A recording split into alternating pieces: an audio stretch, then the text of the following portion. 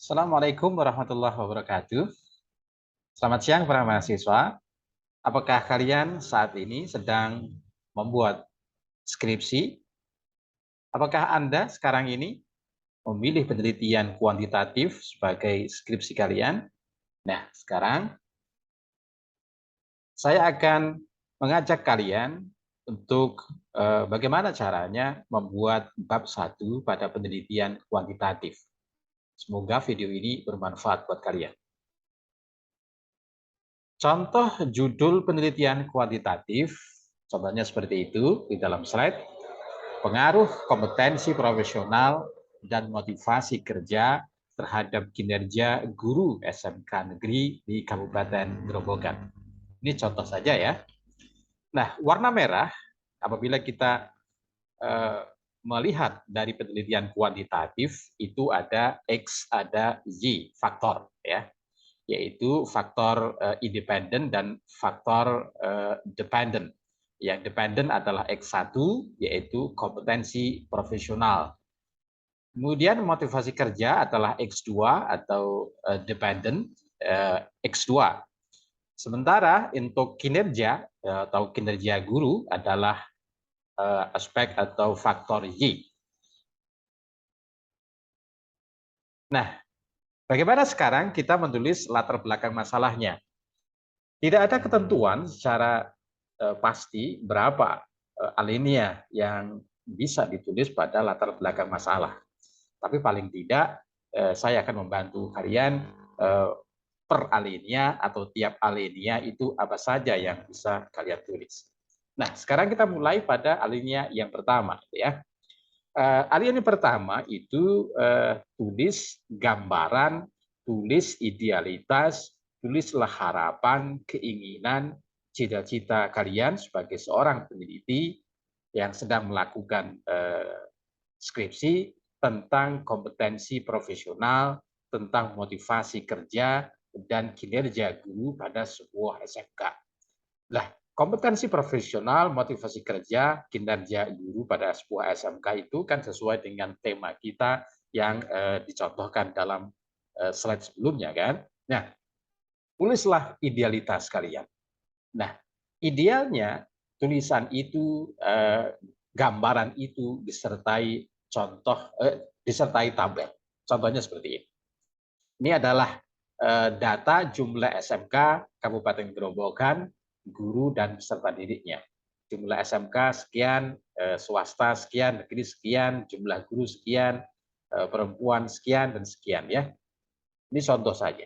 Jadi setiap kali penulisan dalam setiap alinea itu usahakan atau idealitasnya adalah menggunakan data. It's okay, alinea pertama. Kita lanjut pada alinea yang kedua para mahasiswa. Alinea kedua bisa kamu tulis hasil observasi di lapangan tentang fenomena. Artinya telah observasi itu kalian harus melihat yang sebenarnya real yang ada di lapangan. Tulislah fenomena-fenomena itu. Yang dimaksud dengan fenomena adalah sesuatu hal yang dapat kalian saksikan melalui panca indera. Baik itu mata, pendengaran, rasakan melalui kulit, dan sebagainya. Tulis semuanya apa yang kamu lihat, kamu rasakan di lokasi tersebut. Seperti pada alinea yang pertama, alinea kedua, tulisan observasi itu harus disertai dengan data. Contohnya seperti ini di contoh ini ya. Gambaran tentang kompetensi profesional yang dimiliki guru SMK negeri di Kabupaten Grobogan ditunjukkan dengan komposisi guru berdasarkan tingkat pendidikan dari para guru pada saat ini dan dapat dinilai pada tabel 1.2 berikut. Nah, tabel ini kalian dapatkan di lokasi. Kalian akan mendapatkan ini apabila kalian melakukan observasi. Kita lanjut pada alinea ketiga. Apa yang ditulis pada alinea ketiga adalah hasil observasi di lapangan tentang fenomena atau hal-hal yang dapat disaksikan dengan panca indera perihal motivasi kerja guru pada SMK di Kabupaten Grobogan. Nah, seperti pada alinea kedua juga, idealnya tulisan itu didukung oleh data. Contohnya adalah seperti ini. Ini data ini kalian dapatkan saat kalian melakukan observasi di lokasi. Karena pada X2 kalian akan bicara tentang motivasi, maka hubungannya motivasi itu di dalam tabel ini dihubungkan dengan presentasi ketidakhadiran guru SMK di Kabupaten Grobogan dalam satu semesternya. Pikiran kita, apabila seseorang itu tingkat kehadirannya itu tinggi, maka motivasi kerjanya tinggi. Makanya di dalam tabel ini dicontohkan presentasi ketidakhadiran guru. Selanjutnya yang keempat para mahasiswa, alinea keempat, apa yang ditulis yaitu hasil observasi di lapangan tentang fenomena atau hal-hal yang dapat disaksikan dengan panca indera tentang kinerja guru pada SMK di Kabupaten Grobogan. Nah, seperti pada alinea-alinea sebelumnya, pada alinea 4 pun idealnya itu ditulis dengan data. Nah, data ini tidak bisa saja tidak sama dengan pada alinea 1, 2, dan 3, tapi kita hanya melihat mencatat pada persentase. Ini adalah 40%, ini adalah 30%. Angka-angka itu didapatkan dari hasil observasi, yaitu di SMK-SMK negeri di Kabupaten Grobogan yang yang dihasilkan dari observasi, yaitu pada SMK Negeri 1, SMK Negeri 2, dan SMK Negeri 3 di Grobogan. Kita lanjut sekarang pada alinea kelima sekarang. Apa yang ditulis pada alinea kelima? Tulis alasan-alasan pentingnya atau urgensitas peneliti memilih tema atau judul dan akan melakukan penelitian dengan tema atau judul tersebut. Contohnya seperti ini. Berdasarkan permasalahan dan temuan penelitian sebelumnya, maka penulis tertarik untuk melakukan penelitian pada sekolah menengah kejuruan negeri di Kabupaten Grobogan, khususnya mengenai kompetensi, motivasi kerja, dan kinerja. Ini sesuai dengan judulnya kan? Dengan menetapkan judul penelitian, pengaruh kompetensi, dan motivasi kerja terhadap kinerja guru SMK di Kabupaten Grobogan. Nah, kemudian para mahasiswa, bagaimana kita menulis identifikasi permasalahan?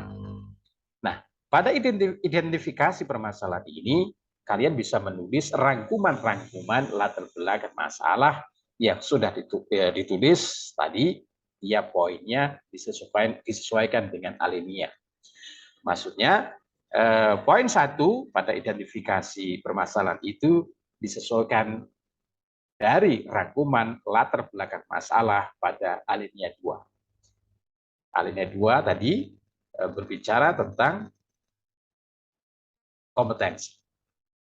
Kemudian poin yang kedua, tulis rangkuman latar belakang masalah pada alinea ketiga. Dan yang ketiga, tulis rangkuman latar belakang masalah pada alinea keempat, dan seterusnya. Contoh tulisannya seperti ini. Poin yang pertama, terdapat perbedaan tingkat pendidikan guru pengajar SMK negeri di Kabupaten Grobogan sehingga terjadi perbedaan tingkat kompetensi. Poin 1, atau alinea 2, itu tentang kompetensi kan. Kemudian poin yang kedua, contohnya, terdapat perbedaan motivasi kerja guru yang satu dengan lainnya sehingga terjadi perbedaan kinerja guru untuk meningkatkan mutu pendidikan. Artinya poin kedua ini yaitu rangkuman latar belakang masalah pada alinea ketiga. Alinea ketiga tadi kalian menulis tentang motivasi kerja. Dan poin yang ketiga, terdapat guru yang bekerja yang berkinerja rendah dengan indikator masih ada guru yang melaksanakan proses belajar mengajar belum sesuai dengan standar minimal. Poin yang ketiga ini adalah rangkuman latar belakang masalah pada alinea keempat, yaitu tentang kinerja. Kemudian para mahasiswa, bagaimana menulis perumusan masalah? Cara menulis perumusan masalah, tulislah poin-poin pertanyaan atau pernyataan penelitian. Contohnya, poin 1, bagaimana pengaruh kompetensi terhadap kinerja guru SMK negeri di Kabupaten Grobogan? Pertanyaan kan? Yang pertama tentang kompetensi kan? X-nya kan? Y-nya adalah kinerja. Kemudian yang kedua, bagaimana pengaruh motivasi terhadap kinerja guru SMK negeri di Kabupaten Grobogan? Poin kedua tentang motivasi kan? Yang hubungannya dengan kinerja. Kemudian yang ketiga, bagaimana pengaruh kompetensi dan motivasi, yaitu X1 plus X2 secara simultan atau bersama-sama berpengaruh terhadap kinerja guru SMK negeri di Kabupaten Grobogan. Contohnya. Nah, kemudian bagaimana cara menulis tujuan penelitian? Caranya, tuliskan poin-poin tujuan penelitian. Jumlah poin pada tujuan penelitian ini, jumlah poinnya sama dengan jumlah poin pada perumusan masalah dan nyambung dengan tiap nomornya. Tulis apakah tujuannya mengetahui, memahami, menerapkan, menganalisis, mentesis, mensintesis, atau menerapkan. Pilih salah satu. Paling rendah adalah mengetahui. Semakin ke kanan adalah semakin tinggi. Contohnya di sini adalah yang pertama, mengetahui. Tadi di perumusan masalah, pengaruh kompetensi terhadap kinerja guru SMK negeri Kabupaten Grobogan. Maka tujuannya di sini adalah mengetahui pengaruh kompetensi terhadap kinerja guru. Kemudian poin yang kedua, tidak mengetahui tapi di sini adalah memahami. Boleh saja. Yaitu memahami pengaruh motivasi kerja terhadap kinerja guru SMK negeri di Kabupaten Grobogan.